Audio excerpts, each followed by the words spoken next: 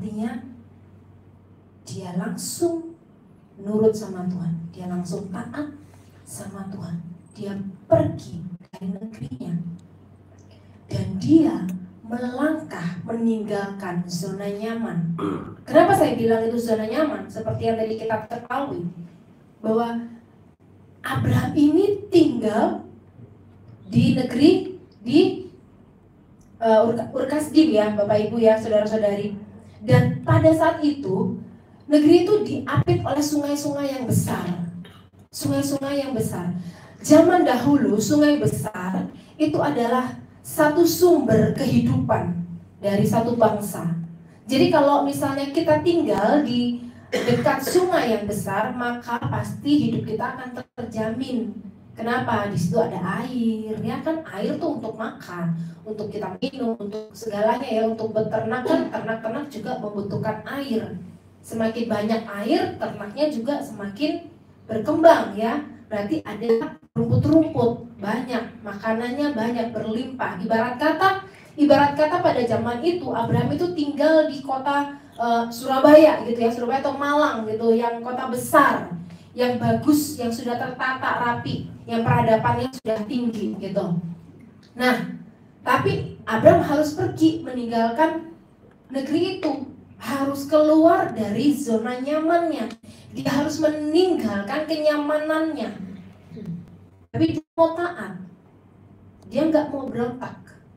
Banyak dari kita, kalau misalnya orang tua kita bilang, Dek, ayo belajar yang sungguh-sungguh ya, supaya kamu nanti kuliah itu dapat nilai yang bagus, ujian dapat nilai yang bagus. Kalau nilai yang bagus, bla bla bla bla bla ya. Orang tua seperti itu ya Bapak Ibu, betul ya. Pasti sering menasihatin anak-anak ya.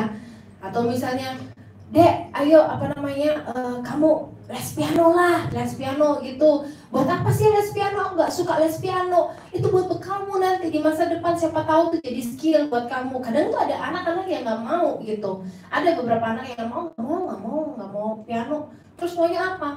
Enggak, aku maunya nge-game aja. Aduh ya, anak-anak zaman now gitu ya. Banyaknya sukanya nge-game, berontak gitu. Ya, berapa banyak dari kita itu yang sering seperti itu teman-teman. Sering berontak sama Tuhan. Bahkan mungkin sering berontak sama orang tua kita. Berapa banyak dari kita yang seperti itu? Saya rasa banyak. Tapi di sini kita mau belajar sama-sama bagaimana Abraham itu meresponi janji Allah. Dia sama sekali gak berontak. Dia taat, dia langsung dulu, dia tuh gak ada berontaknya. Dia melangkah meninggalkan zona nyaman. Padahal dia tahu kalau dia keluar, dia akan mengalami berbagai macam masalah yang lebih besar daripada masalah yang ada saat itu. Tapi dia mau taat. Yang kedua, ketika dia sudah taat, dia mau melangkah, dia meninggalkan zona nyamannya. Yang kedua, dia percaya. Dia percaya sama Tuhan. Ayo teman-teman, jangan takut. Jangan takut akan masa depanmu. Percaya aja sama Tuhan. Percaya sama janji Tuhan. Tuhan sudah berjanji akan memberikan masa depan yang indah, yang cerah kepada kita yang percaya. Oleh sebab itu, imani janji itu. Percaya aja, jangan takut. Jangan, aduh, kalau aku melangkah ini nanti gimana ya akibatnya? Apa yang akan aku alami ya? Jangan pernah takut teman-teman.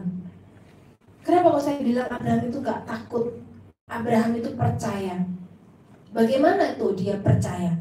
Teman-teman, Abraham ini adalah keturunan dari Sem.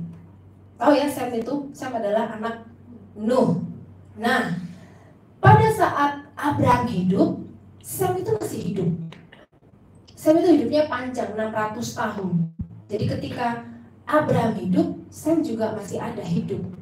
Sehingga Abraham itu mendengar banyak cerita pasti tentang bagaimana Tuhan menyertai keluarga Nuh dari air bah.